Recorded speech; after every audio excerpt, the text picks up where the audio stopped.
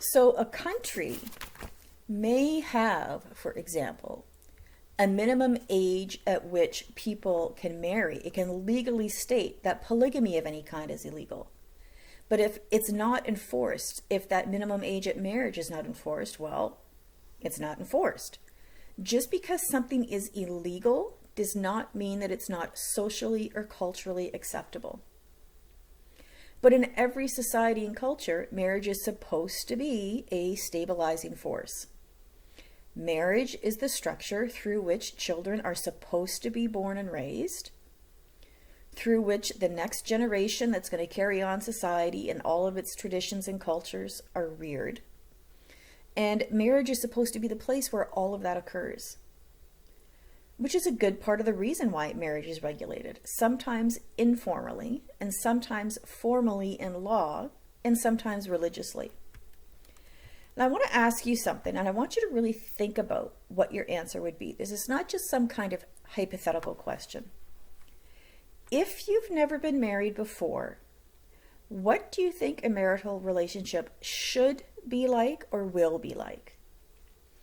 If you have been married before or are now, what parts of your marital relationship matched the expectations you had and what surprised you? Now, for myself, as somebody who was married for 10 years or so, who did not marry until she was 30, and who has now been divorced for 10 years, I can tell you that I had one definition of marriage, one idea of marriage before I got married. I had another idea of marriage while I was married, and then yet another definition of marriage after being divorced. And furthermore, my perception of what marriage is and should be changed from what it was the first 2 to 3 years post-divorce to 10 years after the divorce. And I'm not trying to make a joke here. Everybody has certain preconceived notions and ideas about what a marriage is, what getting married means to them personally, what it involves on an emotional level and on a daily level. Everybody has their own ideas about what it's going to be like and what it'll feel like, how the marital relationship will evolve the longer you're married to that person, how having or not having children will affect the marital relationship, and pretty much anything else you can think of. Everybody has their own ideas, directly and indirectly affected by the world they live in. And by the world they live in, I am referring specifically to culture, socialization, social structure, even things like social policy. But for all of these differences, everywhere it begins with the same thing. Some kind of wedding ceremony, whether it's with a few people or hundreds, whether it costs thousands of dollars or really nothing at all. Now, in North American society, we're used to a wedding ceremony being perceived as significant. It means something. But that has taken on an entirely new life since the 1990s, when the trend was the bigger, the better. The more of a spectacle a couple and their families can put on, the better. This is why there are TV shows like Say Yes to the Dress, because in our society, many people consider the wedding ceremony and the reception that follows not only something to be celebrated, but it's almost like it's a sign of their ability to be happy, as a sign of their level of commitment. So look at what it says in your text. On average in the US, a family will spend $35,300 on a wedding. That's on average. Which means, yeah, some people spend less, and it also means some people spend a lot more, even if they really cannot afford to do so. Even when they have to take out loans to do so, even when the couple being married are counting on cash gifts at the wedding to pay for the wedding because they don't actually have the money to pay for the wedding. And you know, that's a down payment on a house, or a good size renovation on a house. And the majority of the time, the vast majority of the time, a few years down the road, the couple will say they wish they hadn't spent that much on the wedding. Why do North Americans spend so much on a wedding, on a single event that usually doesn't even last the whole day? Well, that's not a question with a singular answer. Part of the reason is simply being materialistic. And you can argue all you want that being materialistic is absolutely not part of it. But if you remove all emotion and look at weddings objectively, there's no denying it.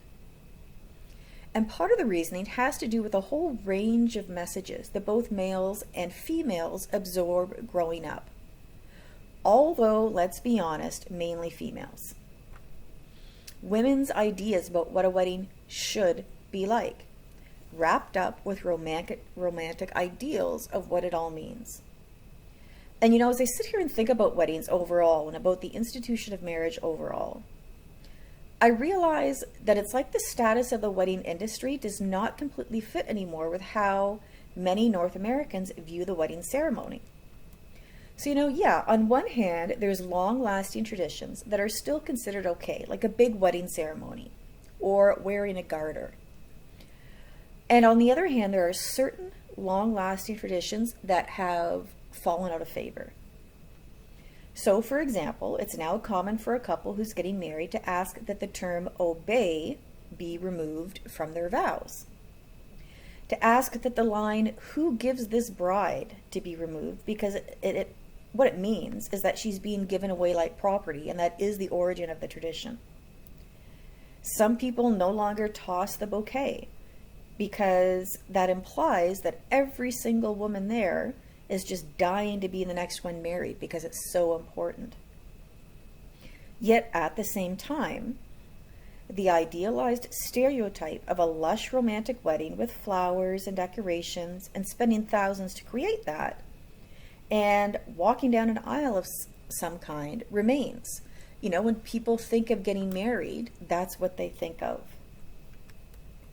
The fact is, the majority of people will be married in North America at least once in their lifetime. They may not stay married, but the majority of people will legally marry at least once.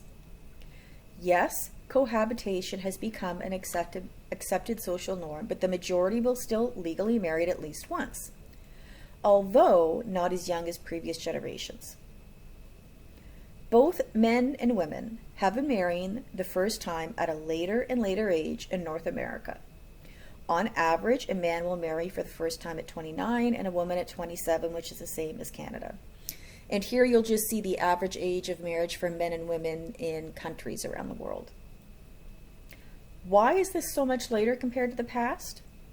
Because of cultural change and because of economic change.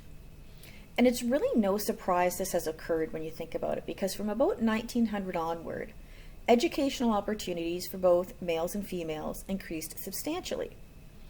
So by the 1960s, a high school diploma became the expected minimal level of education for everybody.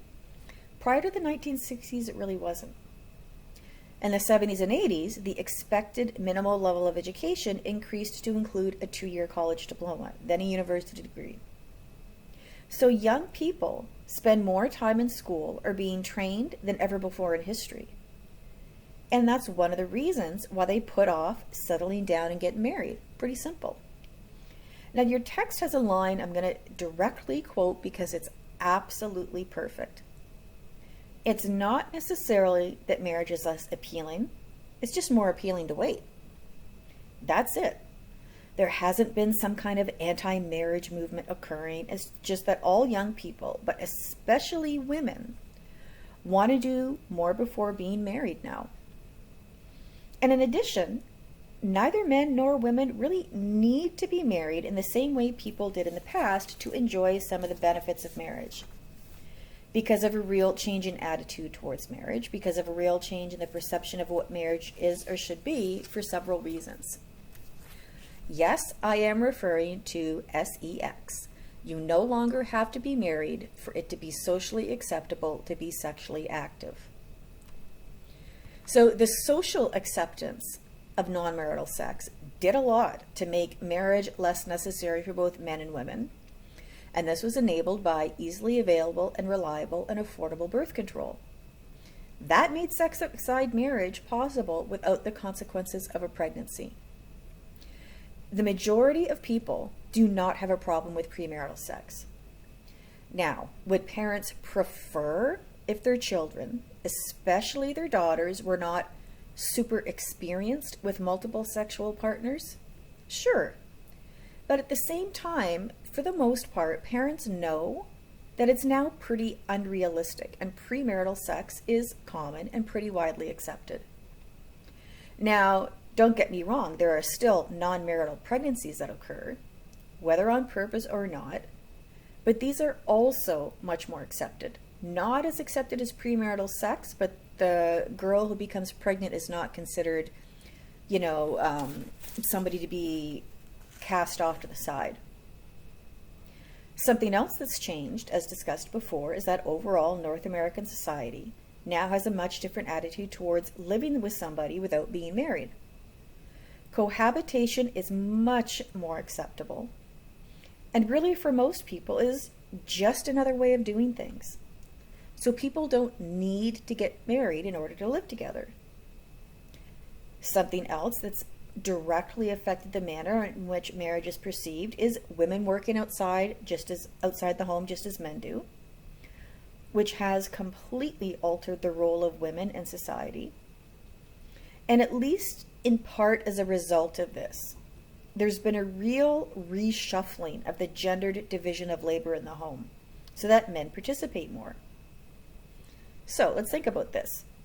You no longer have to be married to have sex, or to live with somebody, or to have children. And women work just like men do. And men are expected to take on more domestic responsibilities, all of which have directly affected attitudes towards marriage. Yet again, most people still marry at least once. Now, when cohabitation was first becoming not only more common, but more socially acceptable. I know if you're of a younger generation, it's hard to really imagine what society was like at that time, but that was a significant change. I mean, that's a huge, huge, huge significant change. And when this was happening, on talk shows and entertainment news shows like, 2020 or 60 Minutes or what have you, there would often be stories and discussions about the decline of marriage as an institution, about how modern social and cultural changes could possibly be an actual threat to marriage as it has always been known. So we're looking at the late 80s, early 90s here. This fits with what is known as the marital decline perspective, which states that the institution of marriage is being increasingly threatened by hedonistic pursuits of personal happiness at the expense of long-term commitment. In other words, marriage does not mean what it used to be because people, both men and women, are so focused on their own individual happiness and what they want that society as a whole has kind of forgotten that marriage is supposed to be an enduring relationship with ups and downs. And instead, people overall are more self-centered and individualistic, and as a result, marriage has declined. And the marital decline perspective would consider the rise of cohabitation as evidence of this. It would consider the divorce rate evidence of this. It would consider the acceptability of multiple sex partners before marriage as evidence of how marriage has declined. And the growing number of children born outside of marriage. And that both men and women are waiting longer to get married. All of this, this perspective would consider evidence that marriage is simply no longer valued as it used to be, or as it should be, in order to keep society stable and healthy. It's like in many ways marriage has become obsolete. In many ways, at least in North American culture, that we've shifted to the point that married people no longer are willing to do what is necessary to ensure the longevity of their marriage. And since marriage is a really important social institution, since it is one of the backbones of family, which is in turn one of the backbones of society, the marital decline perspective states that the decline of marriage has then caused other social problems. Is this true? Or is it just more conservative religious people kind of spouting off about the way things used to be? Well, it depends on your perspective. This would certainly be a more common perspective, a more common belief for people who tend to be more religious, more traditional, more conservative, and usually, but not always, of an older generation. Because of concerns about the state of marriage as a social institution, agreeing with the marital decline perspective, a marriage movement emerged to try to gear society as a whole back towards a more traditional marriage structure. This first emerged in the 90s in the US because of everything I just said, because there was growing concern that there seemed to be a very definite downward trend in marriage. Fewer and fewer couples were getting married and instead chose to cohabit. More people were divorcing. There was this general feeling that marriage was no longer considered a goal for a couple, that even marriage itself was no longer considered a special relationship. More and more kids were being born out of wedlock. And in addition, the marriage movement specifically did not like the possibility that same-sex marriage would become legal, believing it would negatively affect marriage overall. So the marriage movement was and is focused on strengthening heterosexual marriage specifically. It supports heterosexual marriage and is against same-sex marriage. And for the most part, the marriage movement has a strong component of religious faith. So the marriage movement supported campaigns against same-sex marriage. It provided classes in schools, about marriage and relationships, as well as making classes available for the wider community. It wanted divorce law reformed to make divorce more difficult. And it even lobbied to change social policy in the government by increasing marriage initiatives that would have government funding. So, treat marriage as the special relationship that it is, not just as another relationship, and be clear that marriage is different than cohabitation.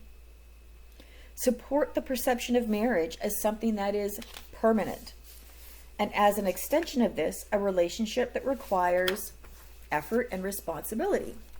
And as part of this effort, the marriage movement really wanted to specifically connect childbearing only within marriage, not outside of marriage, which ideally means, of course, being married first.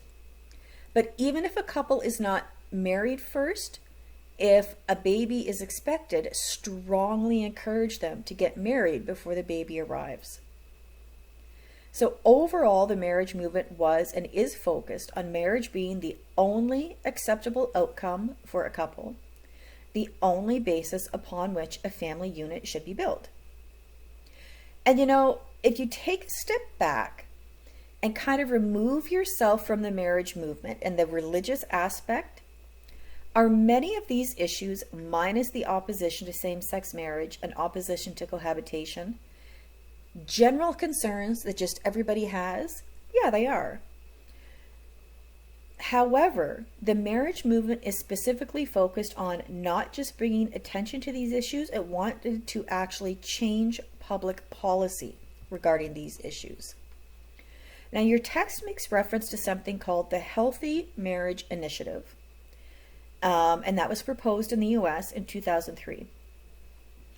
The specific official explanation for the Healthy Marriage Initiative is to, quote, help couples who have chosen marriage for themselves gain greater access to marriage education services on a voluntary basis, where they can acquire the skills and knowledge necessary to form and sustain a healthy marriage, end quote. Which sounds perfectly acceptable, which sounds perfectly reasonable. I don't think anybody would have an issue with anything I just said.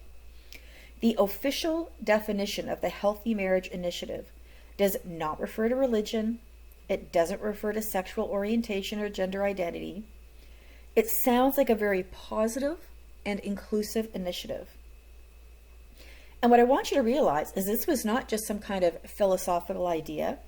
There were millions of government dollars invested in this program by the federal government in the US. it directly affected social policy and government spending.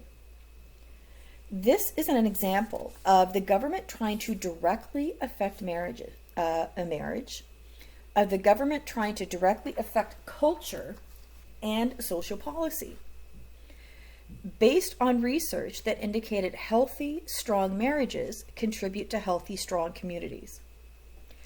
But the program in implementation was actually more specific than that, because it was designed to promote to unwed parents living in socioeconomically deprived neighborhoods the benefits of marriage.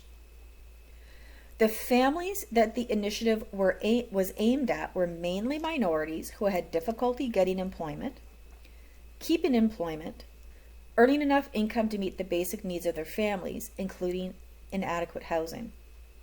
And was this initiative successful?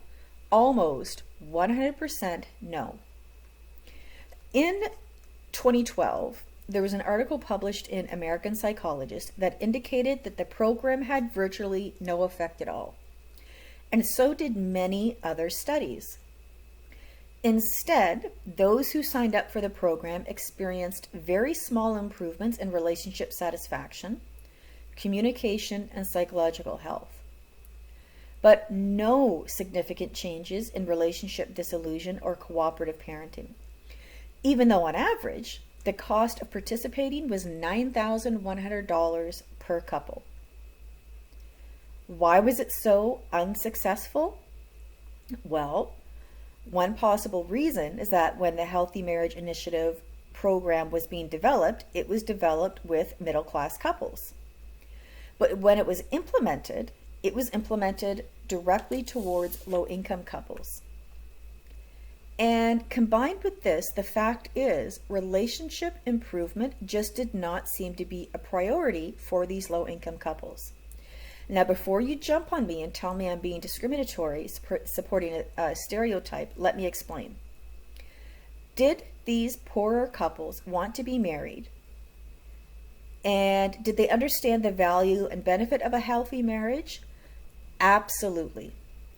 However, as stated by one of the researchers who evaluated the program, quote, earning enough for basic household expenses, keeping their children safe, and working with their children's overburdened schools are much more urgent concerns, making the idea of focusing on marriage seem self-indulgent, if not irrelevant to many poor parents.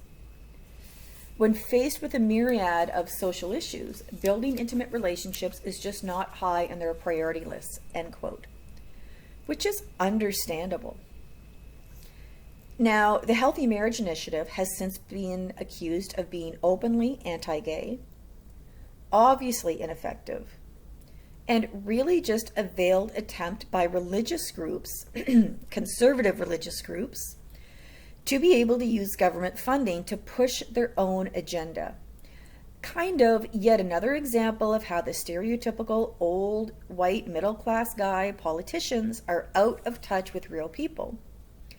How these politicians either ignore or downplay what is really going on systemically and structurally that acts to make life more difficult for lower income families. Although when Barack Obama became president, he continued to support it.